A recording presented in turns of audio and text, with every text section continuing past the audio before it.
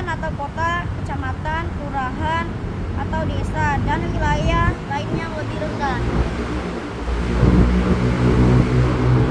Berikut kita bahas tentang wilayah administrasi kecamatan dan kelurahan. Kecamatan merupakan kesatuan wilayah pemerintah yang berada di wilayah kabupaten atau kota. Kabupaten terdiri dari desa dan kelurahan. Susunan organisasi pemerintah kecamatan terdiri dari 1. Camat yang diangkat oleh bupati atau wali kota dan berstatus aparatur sipil negara atau ASN. 2. Sekretaris kecamatan. 3. Subbagian perencanaan program. 4. Subbagian keuangan dan aset. 5. Subbagian kepegawaian dan umum. 6. Seksi-seksi dan seperti tata pemerintahan dan ketentraman dan ketertiban dan pemberdayaan masyarakat dan kesejahteraan sosial. Camat bertanggung jawab kepada bupati atau wali kota melalui sekretaris daerah. Sedangkan sekretaris kecamatan dipimpin oleh sekretaris kecamatan yang bertanggung jawab pada camat. Tugas camat adalah menjalankan pemerintahan dan melaksanakan pembangunan serta menjaga ketertiban dan ketentraman wilayah yang dipimpinnya. Para pegawai kecamatan melaksanakan kewenangan di bidang pemerintahan, ekonomi dan pembangunan, kesejahteraan rakyat, pembinaan kehidupan masyarakat, dan berbagai pelayanan umum. Tugas pemerintah kecamatan adalah membantu wali kota dalam mengkoordinasikan penyelenggaraan pemerintahan di wilayah. Berikut adalah tugas pokok pemerintah kecamatan. 1. Mengkoordinasikan penyelenggaraan pemerintah di wilayah kecamatan. 2. Membangun dan memelihara sarana dan prasarana umum. 3. Penyelenggaraan pelayanan sosial masyarakat. 4. Membina ketentraman dan ketertiban di wilayah kecamatan. 5. Mengkoordinasikan penyusunan program kerja di wilayah kecamatan. 6. Melaksanakan pembinaan dan pengawasan pemerintahan kelurahan. 7. Memberikan sarana dan pertimbangan kepada wali kota. 8. Melaksanakan tugas lain yang diberikan oleh wali kota.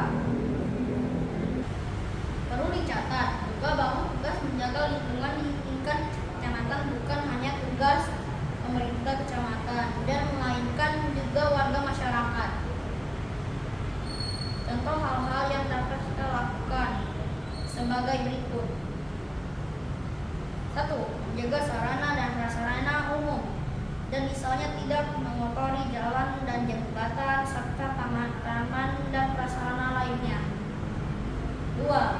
Membayar pajak dengan tertib.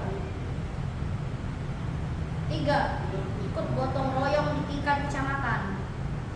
Terima kasih teman-teman sudah mendengar video Gilbert tentang tugas pokok pemerintahan kecamatan.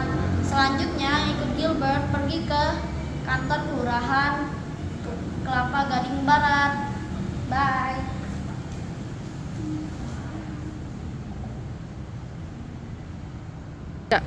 Selamat siang teman-teman, nama saya Gilbert dari kelas 4A SD Don Bosco 2.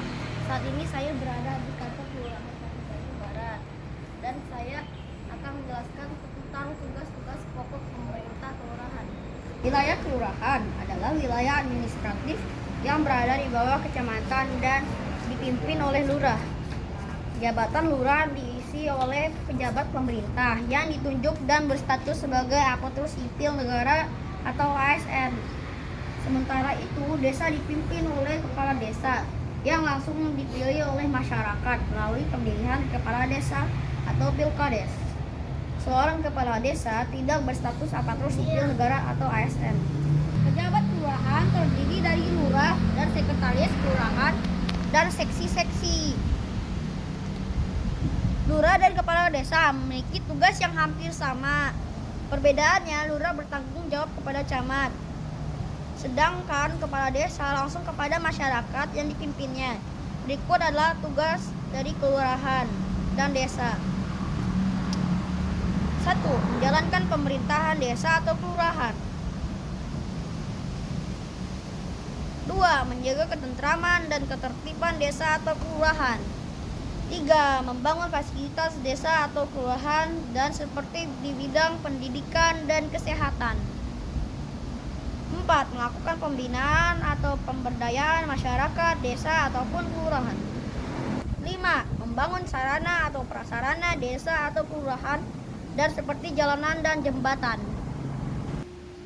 Sama seperti di wilayah kecamatan dan di wilayah kelurahan dan desa pun kita harus mematuhi berbagai peraturan yang kita tetapkan. Menjaga lingkungan desa ataupun kelurahan bukan hanya tugas pemerintah, tetapi tugas untuk kita sebagai warga masyarakat.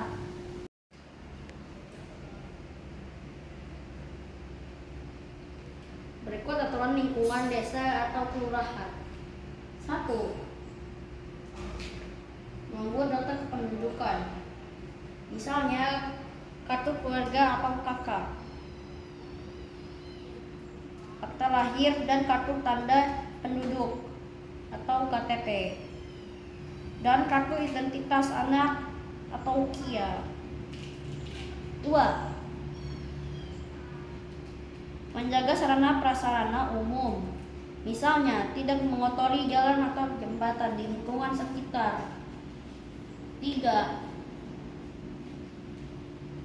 Ikut serta dalam upaya membersihkan dan menghijaukan lingkungan, misalnya mengikuti kerja bakti menanam pepohonan di lingkungan. 4. Ikut menjaga ketertiban masyarakat dengan menjaga hubungan yang baik dengan tetangga. 5. Tidak bermain atau berlarian di jalan.